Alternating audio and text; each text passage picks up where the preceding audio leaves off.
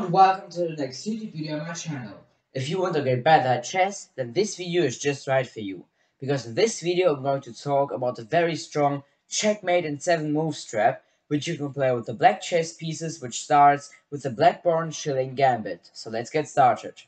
At first I will show you how it would look like if the trap will work perfectly, so if your opponent will do every move that you want him to do, and then I will go again through all the moves of this trap again, explaining them a bit more detailed, and also show you how to answer with the white chess pieces if your opponent plays this trap against you, not to lose after 7 moves. So however, I've already said, this trap begins with the BLACKBURNE SHILLING GAMBIT, and this gambit can only be played after the first several moves of the Italian game. So you both start pretty classical with pawns e4, e5. Now the white army attacks your pawn on e5 with the move with the knight on f3, and you defend your pawn with your knight with the move on c6. Now the white army plays the key move of the Italian game, and that's bishop c4, and you now answer with the key move, or also the main move of the BLACKBURNE SHILLING Gambit, and that's pretty aggressive, the move with the knight on d4. With this move, you give your opponent now your pawn on e5, because here the white army can just take out this pawn here with the knight from f3. Threatening a fork now here on f7 with the knight. But here you now have the brilliant move with queen g5, attacking white's knight on e5 and white's pawn on g2 both at the same time. But if here the white army thinks that they are smart and tries to escape with this knight here with the move on f7 with the fork, because here now the white knight, which is defended by the bishop on c4, attacks your queen on g5 and your rook here on h8 in the corner of the chessboard both at the same time. But here you just take out white's pawn on g2 with your queen, attacking white's rook here on h1 in the corner of the chessboard. So here the white rook obviously has to escape, and the only escape that is possible here is with the move on f1. And now you just take out white's pawn with the queen on e4 with the check. And now the white army has only 2 options left, and they are both very bad.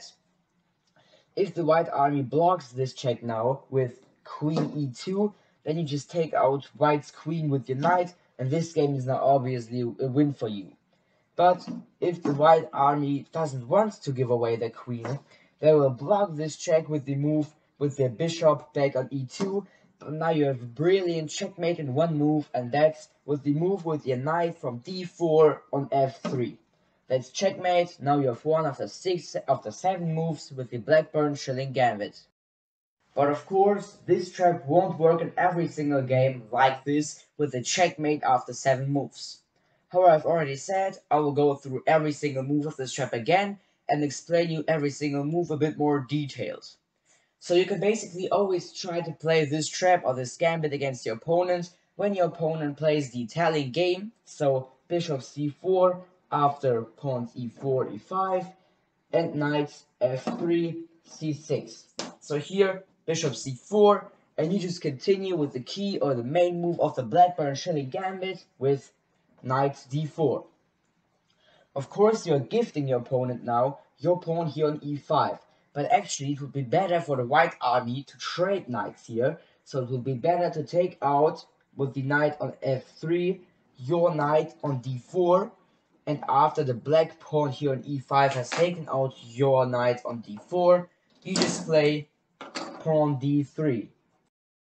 But if the white army does this mistake, so takes out your pawn on e5 with their bishop from f3, then you just have the brilliant move with queen g5, attacking white's pawn on g2 and white's knight on e5 both at the same time. So here will be obviously a mistake to try to do this fork with the move with the knight on f7, because then you just take out white's pawn on g2, threatening to take out white's pawn on h1 in the corner of the chessboard. Here it would be actually better move to take out the pawn on f7 not with the knight, but rather with the bishop from c4 with the check, because after this move the black knight either has to escape on d8 or on e7. So let's say he escapes on d8, And now the white army can either continue with trading the bishop here with the knight, or they can also do the short castling to prevent the black queen here on g5 to take out your opponent on g2 here. But it also would be possible to move with your g pawn 2 squares up on g4, not to allow the black queen here to control this g file. But here, in most of the cases, the black army would just continue with knight h6, attacking your pawn on g4 now with 2 chess pieces. But let's say here in this position, after queen g5, the white army does this mistake and takes out your pawn on f7 with the knight forking your queen and your rook now. Then you've basically already won, because here you just take out white's pawn on g2, attacking white's rook here on h1 in the corner of the chessboard, and here the only good move not to lose this rook here, which would be very bad for the white army, is to escape with the rook here on f1.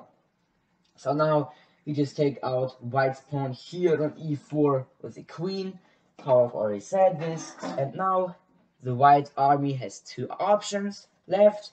The first option is queen e2, but this move just instantly loses the queen because the knight just takes out the queen from d4. So here the white army obviously loses.